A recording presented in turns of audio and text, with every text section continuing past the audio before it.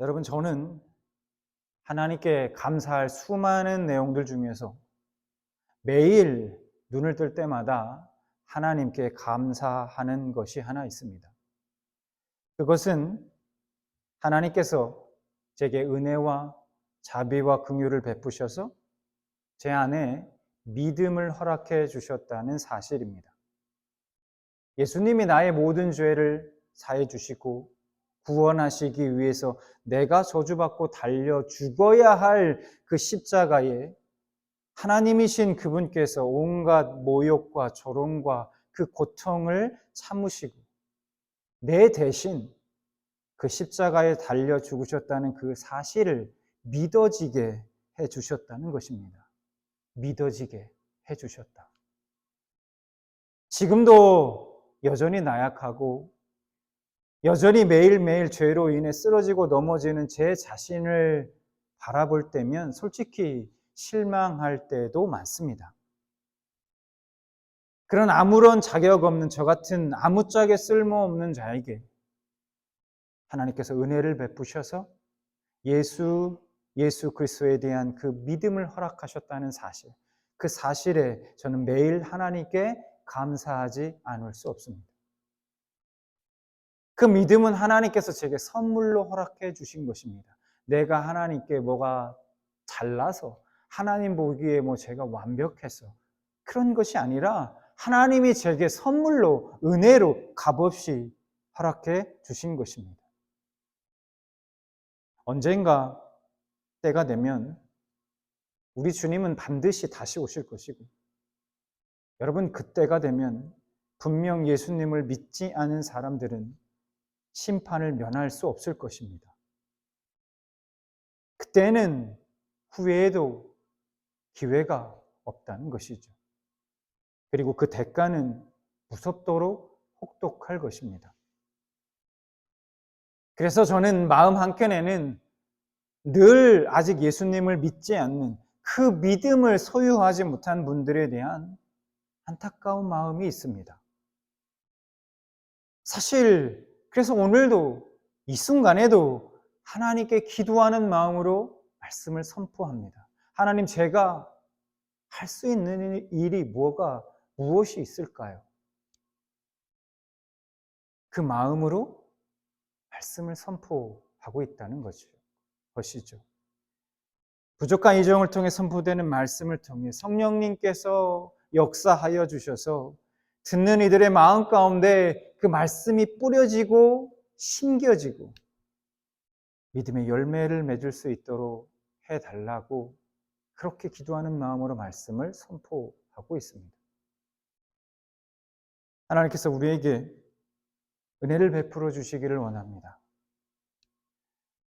예수님께서 이 땅 가운데 오셔서 가장 많이 하신 사역 중에 하신 사역 중에서 가장 많이 하시고 또 핵심적으로 하셨던 사역은 바로 하나님 나라에 대한 선포였습니다.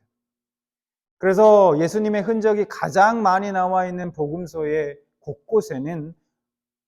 곳곳에서 우리는 하나님 나라, 즉 이 천국에 대한 흔적을 쉽게 발견할 수 있습니다. 우리가 오늘 함께 나눌 본문은 일명 씨 뿌림의 비유 혹은 씨 뿌리는 자의 비유라고 불리는 말씀입니다. 이 본문의 말씀은 예수님이 하셨던 그 비유들 중에서 가장 중요하고 또 핵심적인 비유로 손꼽히고 있습니다. 예수님은 이 씨 뿌림의 비유를 통해서 하나님 나라에 대한 비밀을 그날 그곳에 있었던 제자들과 수많은 사람들에게 말씀하고 계십니다. 자, 주님께서 어떤 비유의 말씀을 하셨는지 함께 말씀을 보겠습니다. 들어라, 씨를 뿌리는 자가 뿌리러 나가서 뿌릴새 더러는 길가에 떨어짐에 새들이 와서 먹어버렸고 더러는 흙이 얇은 돌밭에 떨어짐에 흙이 깊지 아니하므로 곧 싹이 나오나 해가 돋은 후에 타서 뿌리가 없으므로 말랐고 더러는 가시떨기에 떨어짐에 가시가 자라 기운을 막음으로 결실하지 못하였고 더러는 좋은 땅에 떨어짐에 자라 무성하여 결실하였으니 30배나 60배나 100배가 되었느니라 하시고. 자, 이 말씀을 우리가 이해하기 위해서는 예수님 당시의 배경에 대해서 좀 이해할 필요가 있습니다. 씨 뿌리는 자의 비유의 배경은 팔레스타인 지역입니다. 그 지역의 땅은 우리가 생각하고 있는 땅의 상태와는 좀 많이 다릅니다. 그러니까 길가, 돌위, 가시떨기, 옥토 이런 밭의 종류가 한 밭에 이런 조건들이 섞여 있는 그런 밭이라는 겁니다. 또한 말씀에서 보면 분명 씨를 심는다라고 말씀하고 있지 않고 씨를 뿌린다라고 말씀하고 있죠.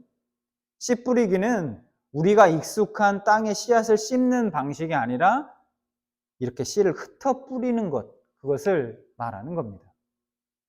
그러다 보니 같은 밭에 씨가 떨어져도 어떤 씨는 길가에, 돌 위에, 가시떨기에, 좋은 땅에 각각 씨가 떨어지게 된다는 겁니다. 자, 오늘 비유 속에서 우리가 분명히 해야 할 중요한 두 가지가 있습니다. 첫 번째는 이런 거예요. 밭의 상태와 상관없이 씨가 뿌려졌다는 겁니다. 그렇죠? 밭에 상관없이 씨가 뿌려졌다. 옥토에만, 좋은 땅에만 씨가 떨어지고 그곳에만 씨를 심는 것이 아니다라는 거예요. 두 번째, 밭은 밭 스스로의 상태를 바꿀 수 없다는 겁니다.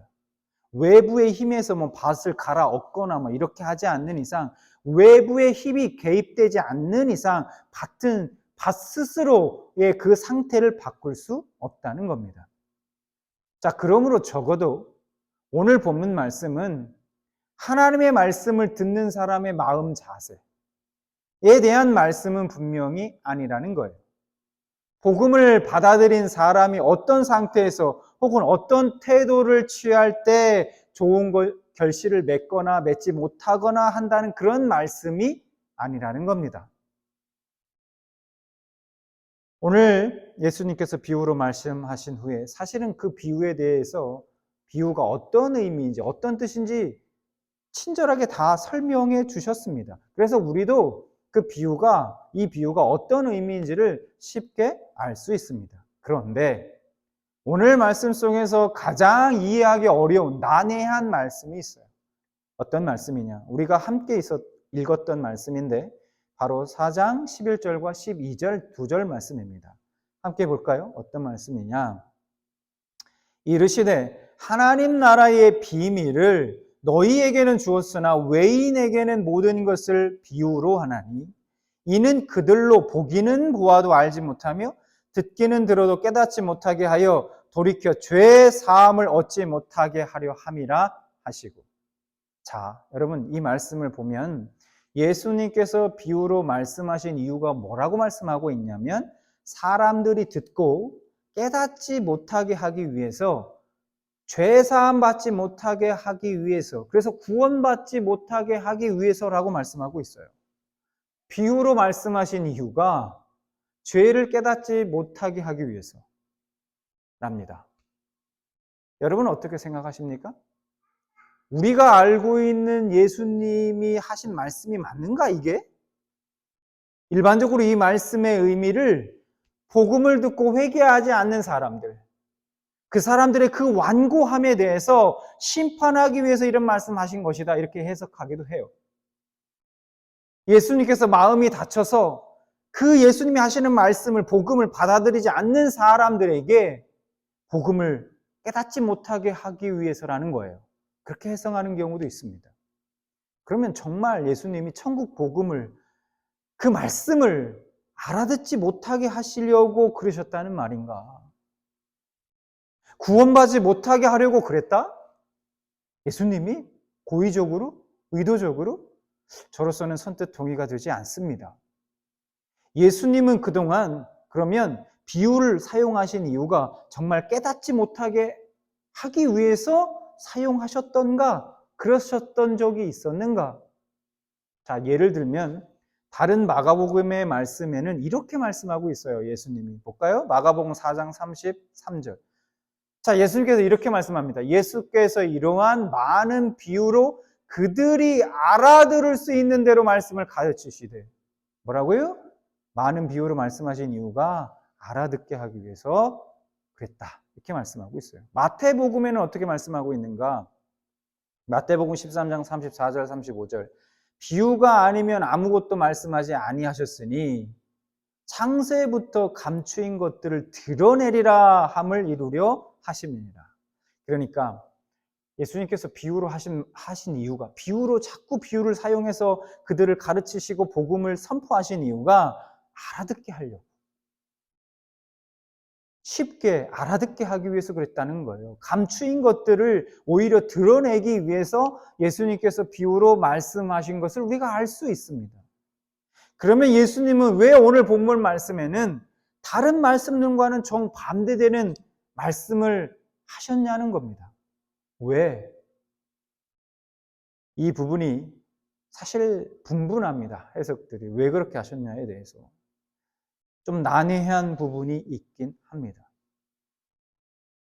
저는 생각해 봤어요. 왜 그러셨을까? 여러분, 수사법에 반어법이라고 있습니다. 반어법이요. 이 반어법이 뭐냐면 실제로 표현된 말, 내가 하는 말과 표현된 말이 상반될 때, 실제와 상반될 때 성립하게 돼요. 이 반어법이. 그러니까 쉽게 말하면 내 속마음과 내가 하는 말이 다른 것을 말한다는 겁니다. 그게 반어법이에요. 그럼 왜 사람들이 반어법을 쓰느냐? 반어법으로 말하는 사람은 이런 거예요. 자신의 그 속마음과 반대되는 그 말을 통해서 내가 지금 상처받았어. 내가 지금 마음이 속상해. 그러한 마음에 자신의 속내를 표현하기 위해서라는 겁니다. 예를 들어 보면 이런 거죠. 대표적인 반어법. 빵점을, 시험을 봐서 시험 점수를 형편없이 받아온 아들에게 엄마가 아이고 우리 아들 참 잘했네 라고 말하면 진짜 잘했다는 말입니까? 아니죠. 진짜 잘해서가 아니라 이러한 반어법을 통해서 지금 엄마 마음이 불편해. 너무 속이 상해. 그런 마음을 표현하고 강조하기 위해서 이런 반어법을 사용한다는 것입니다. 그래서 이 누가복음 4장 12절의 말씀도 우리가 한번 반어법적 진술로 이해하면 어떨까? 그러면 좀 이해가 쉽다는 거예요.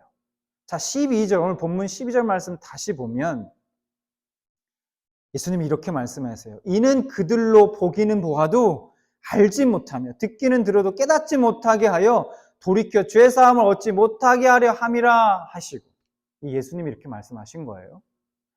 그런데 오늘 본문의 비유를 말씀하시기 전에 이 3장에 어떤 일이 있었냐를 보면은 이게 왜 반어법으로 하나님 예수님이 말씀하셨을 수도 있다라는 걸 우리가 알 수 있습니다.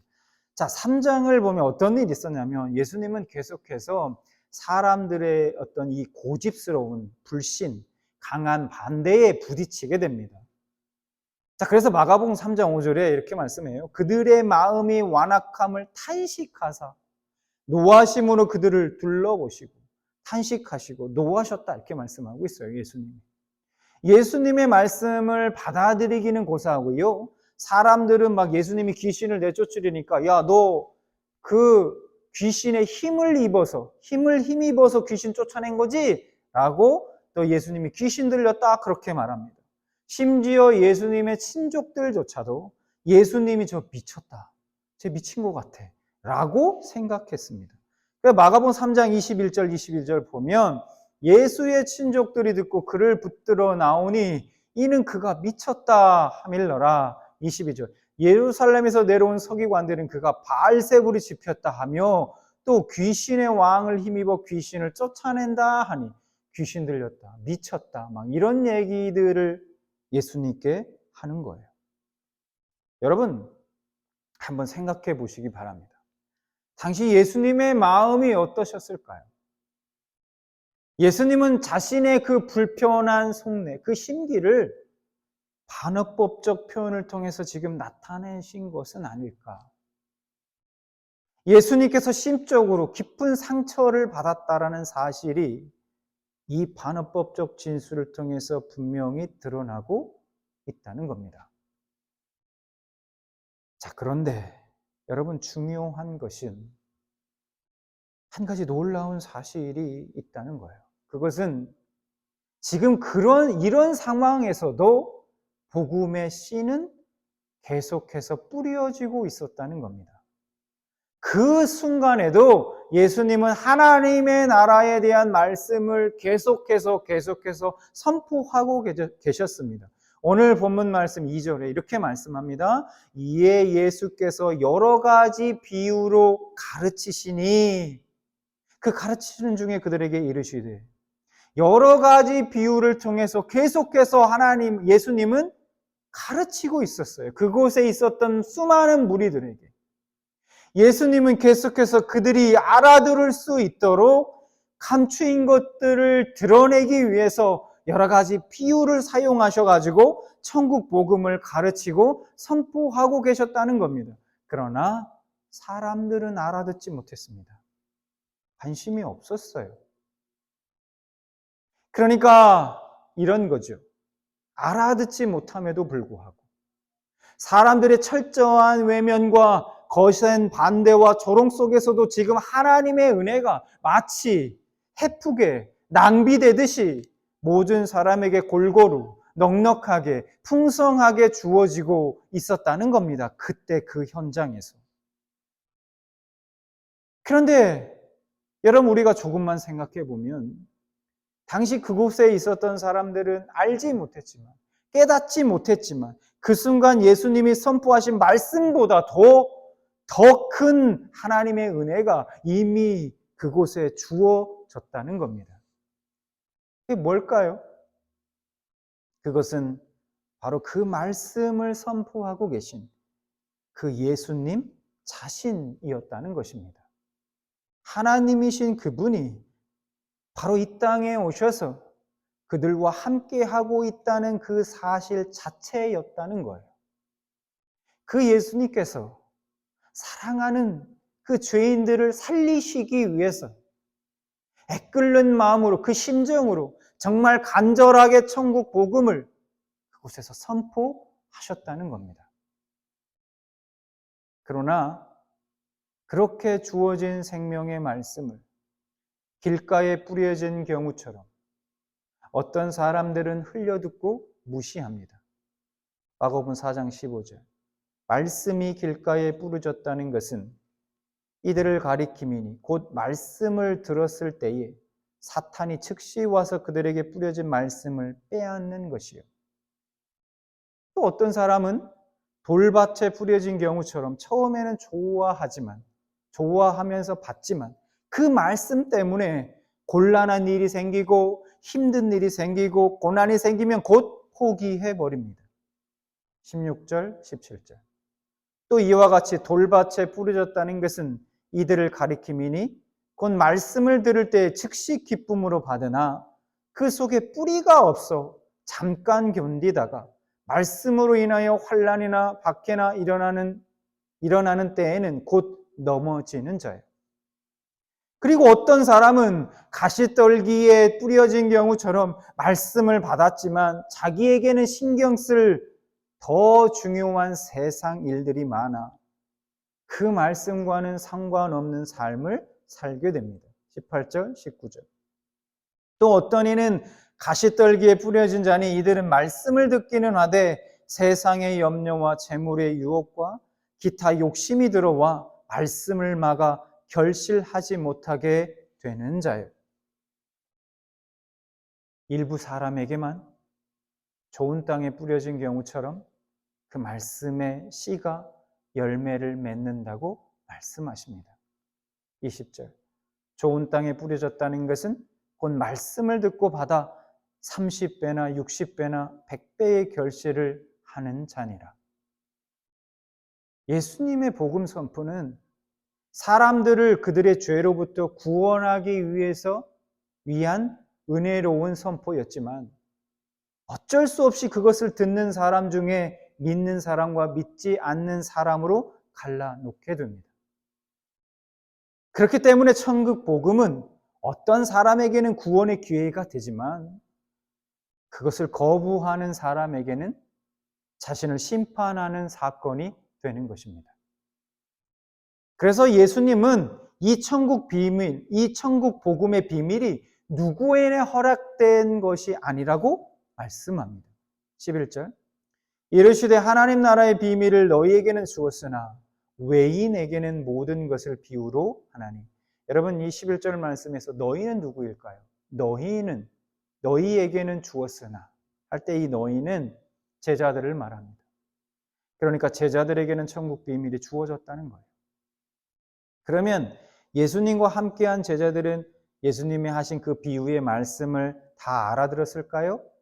아니요. 알아듣지 못했습니다. 13절. 또 이르시되 너희가 이 비유를 알지 못할진데 어떻게 모든 비유를 알겠느냐? 제자들도 예수님의 말씀을 이해하지 못했어요. 그렇다면 제자들과 그곳에 있었던 예수님을 따라다니는 수많은 무리들과 무슨 차이가 있습니까? 아무런 차이가 없어요. 그들도 못 알아들었고 제자들도 못 알아들어요. 왜 그런데 예수님은 하나님 나라의 비밀을 제자들에게는 주었다고 말씀하고 계신 걸까요? 11절. 하나님 나라의 비밀을 너희에게는 주었으나. 제자들이 하나님 나라의 비밀을 소유할 자격이 있습니까? 예수님이 이렇게 말씀합니다. 9절. 또 이르시되 들을 귀 있는 자는 들으라 하시니라. 여러분, 솔직히 제자들도 들을 귀가 없기는 마찬가지였다는 겁니다. 그런데 예수님은 너희에게 하나님 나라의 비밀을 알 수 있게 하였다고 말씀하고 있다는 거예요. 너희에게는 하나님 나라의 비밀을 알 수 있게 하였다. 여러분, 그러면 예수님을 따라다니던 사람들과 이어 그곳에 있었던 제자들과의 차이점이 무엇일까요? 자, 여러분 한번 생각해 보겠습니다. 제자들은 예수님이 따라오라는 말씀에 자신들의 그 생업이 달려있는 그 그물과 배와 심지어는 가족까지도 버려두고 예수님을 따랐던 사람들입니다. 마태복음 4장 22절 말씀을 보면 이렇게 말씀하죠. 예수님의 부르심에 그들이 곧 배와 아버지를 버려두고 예수를 따르니라. 반면 예수님을 지금 따라다녔던 무리들은 어땠습니까? 병 고침받기 위해서 기적과 이적을 보고 대부분 무엇인가 내가 얻을 것이 없나, 나에게 득이 될 것이 없나 하는 마음에 지금 예수님을 따라다니는 사람들이었다는 겁니다. 예수님과 그분의 말씀에는 관심이 없었습니다. 오늘 비유의 말씀에서 좋은 땅은 열매를 맺는다고 말씀합니다. 분명하게. 제자들은 이미 뿌려진 말씀으로 인해서 열매가 맺어진 것을 볼 수 있어요. 어떻게 알 수 있습니까? 그들은 자신의 그물과 배와 가족을 버리면서까지 지금 예수님과 함께 하고 있거든요. 예수님을 자신의 주인으로, 왕으로 받아들인 것입니다. 예수님은 이런 제자들과 같은 사람들에게 천국 비밀이 허락되었다고 말씀합니다. 그러나 그곳에 있었던 무리들은 아니었습니다. 각자 자신의 이익에 따라서, 이익을 위해서 예수님을 따라 다녔던 것이죠. 그들의 마음밭은 길가와 같았고 돌밭과 같았고 가시떨기와 같은 밭이었다는 겁니다. 자, 그러면 이제 여러분은 어떻습니까? 예수님의 제자들처럼 말씀의 열매들이 나타나고 있습니까? 예수님의 제자들처럼 삶의 결단과 변화들이 나타나고 있느냐는 겁니다. 그러므로 질문을 드립니다. 여러분은 예수님을 나의 주인으로, 왕으로 받아들이셨습니까? 정말 천국을 소유하셨습니까? 여러분, 솔직히 예수님의 제자들도 마찬가지고요. 우리들도 하나님의 나라를 소유할 자격이 없습니다. 우리가 무슨 자격이 있습니까? 그 당시 제자들은 무슨 자격이 있습니까? 그들이 하나님 보시기에 자격이 있습니까? 우리가 하나님 보시기에 하나님의 나라를 소유할, 하나님의 자녀가 될 만한 어떤 그런 자격이 있습니까? 없죠. 솔직히 우리도 길가, 돌밭, 가시떨기와 같은 마음밭 아니었냐는 겁니다. 만약에 하나님께서 은혜를 받을 만한 사람에게만 은혜를 주셨다면 우리는 아마도 지금 이 자리에 없었을 것입니다. 하나님께서 은혜를 받을 만한 자격이 없는 나와 같은 사람에게도 은혜를 주셨기 때문에 은혜를 낭비하시는 그 은혜를 베푸셨기 때문에 지금 이렇게 천국을 소망할 수 있게 된 것입니다. 좋은 땅에만, 옥토에만 씨를 뿌리는 것이 아니라 길가에도 돌밭에도 가시밭에도 씨를 뿌리는 그 하나님 아버지의 무한하시고 풍성한 은혜, 그 은혜가 바로 아버지의 우리를 향한 사랑의 마음인 것입니다. 여러분, 지금은 은혜 받을 만한 때이며 구원의 때입니다. 지금도 하나님은 안타까운 그 심정으로 씨 뿌리는 자들을 통해서 복음의 씨를, 생명의 씨를 계속해서 뿌리고 계세요. 여러분, 지금 이 순간에도 말입니다. 죄인들을 하나님의 나라로 초대하고 계신 거예요. 어떤 사람은 그 복음을 믿어서 구원을 얻으며 어떤 사람은 거절하여 자신을 스스로 심판하는 때인 것입니다. 그리고 언젠가 이 은혜의 시간이 지나고 나면 하나님의 진노의 날이 반드시 올 것입니다. 정말 간절히 기도하는 것은 지금 이 순간에도 선포되는 이 말씀이 듣는 모든 이들의 마음밭에 뿌려질 때 예수님이 십자가에 달리신 이유가 자신의 죄 때문이라는 그 사실이, 예수님이 십자가에서 나의 모든 죄의 문제를 해결해 주셨다는 그 사실이, 그리고 그 예수님을 믿으면, 내가 믿으면 구원받는다는 그 사실이 믿어질 수 있기를, 우리의 이 머리, 우리 지식에만 머무는 것이 아니라 이 가슴으로, 이 마음으로 믿어질 수 있기를, 또 이미 믿는 자들에게는 그 믿음이 더욱더 단단하게 뿌리내려 삶 가운데 열매 맺을 수 있기를 주님의 이름으로 간절히 축원합니다.